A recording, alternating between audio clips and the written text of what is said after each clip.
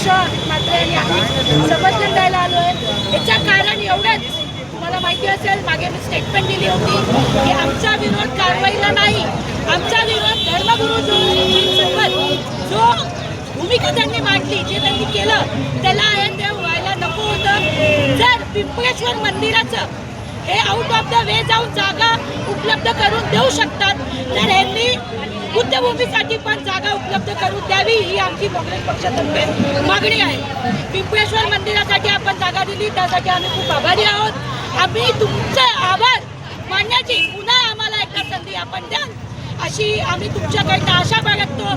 देवेंद्र फडणवीस जी आपण नक्कीच बुद्धभूमीसाठी ही जागा उपलब्ध करून द्याल अशी आमची मागणी आहे। संपूर्ण देशातले लोकांना या ठिकाणी कल्पनाच आहे 30 तारखेला अर्थात 30 महिला बुद्धभूमी या ठिकाणी जो सर्वांचा एक आश्रयस्थान आधारस्थान आणि धम्मकेंद्र आहे त्या ठिकाणी मोठ्या प्रमाणात बौद्ध धम्माची विटंबना केलेली आहे। तथागतांचे बुद्धरूप बेकायदेशीरित्या कोणत्याही भिक्खू संघाकडून विधिवत धम्मविधी न करता निष्कासन केलेले आहेत आणि त्यानंतर बौद्ध स्तूप जो आमचे पवित्र वास्तू आहेत पवित्र विषय आहेत त्यानंतर भीमा कोरेगाव विजयस्तंभ प्रतिकृतीसुद्धा बुलडोजर लावून उद्ध्वस्त केलेला आहे।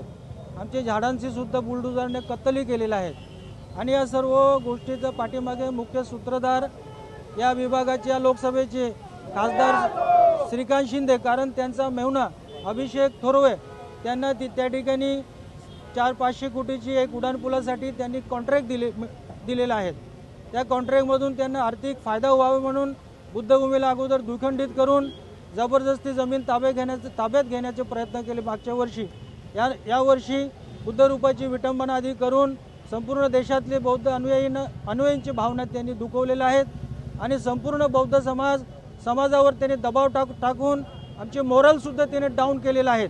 त्यासाठी संतप्त आणि दुखी भिक्खू संघ आणि उपासक उपासिका आम्ही आमचा संवैधानिक मार्गाने शांतीच्या मार्गाने मैत्री करुणा न्यायाच्या मार्गाने महापालिका मुख्यालयासमोर हा ठिकाण काय फक्त आम्हीच या ठिकाणी पहिल्यांदा धरणं द्यायला आलो उपोषण करायला आलो असं नसून या ठिकाणी सातत्याने दर आठवड्यात कोण ना कोण उपोषण करतात धरणे देतात। आम्ही आलो असता पूर्वीपासून आम्ही पत्रव्यवहारही केलेला आहे संबंधित विभागात संबंधित पोलीस डिपार्टमेंटला, परंतु परत एकदा या ठिकाणी दडपशाही दंडेलशाही हुकुमशाहीचा प्रकार आपण सर्वांना दिसून येत आहेत। अर्थातच श्रीकांत शिंदे यांचा सांगण्यावरून त्यांचा दबावावरून येथील कल्याण शहरातले पोलीस यंत्रणा आमच्यावर परत एकदा दबाव तंत्र वापरून या ठिकाणी आम्हाला धरणा उपोषणाला बसायला आम्हाला देत नाही। हे मोठे प्रकारात हे अन्याय होत आहेत। तरी पोलीस प्रशासनाला आम्ही सर्वांच्या वतीने विनंती करतो आम्हाला आमच्या संवैधानिक हक्कापासून आम्हाला वंचित करू नये। आम्हाला आमच्या ठिकाणी शांततेच्या मार्गाने धरणा प्रदर्शन आंदोलन आम्हाला करून द्यावं। तुमच्या मागण्या ज्या आहेत त्या त्यांनी मान्य केल्या आहेत की मान्य केल्या नाही? नेमका 2 वेळा बैठक झालेली आहे त्याच्यामध्ये कुठली अशी मागणी आहे जी अजून बाकी आहे?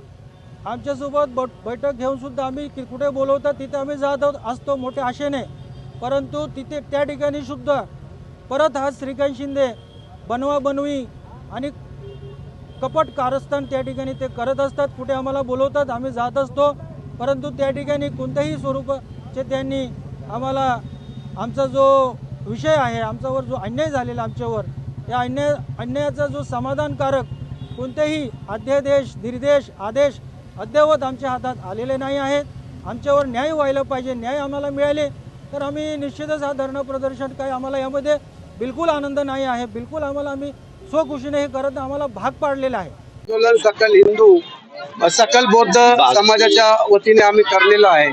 त्याचं कारण म्हणजे ज्या प्राधिकरणाच्या ज्या मागण्या आहेत ते तात्काळ त्याच्यामध्ये काम चालू झालं पाहिजे आणि जो त्या रिटेलिंग वॉलचं काम आहे जो ब्रिजचं काम आहे जो कल्याण पूर्व पश्चिमला जोडणारा रस्ता आहे त्याच्यामुळे तो लवकरात लवकर करण्यात यावा जेणेकरून लोकांची नागरिकांची कुठलीही गैरसोय होऊ नये त्याच्यासाठी ते थांबलेलं काम तात्काळ चालू करण्यात यावं आणि बुद्धभूमीचा हा विकास झालाच पाहिजे त्याच्यासाठीच आमचं धरणं आंदोलन आहे।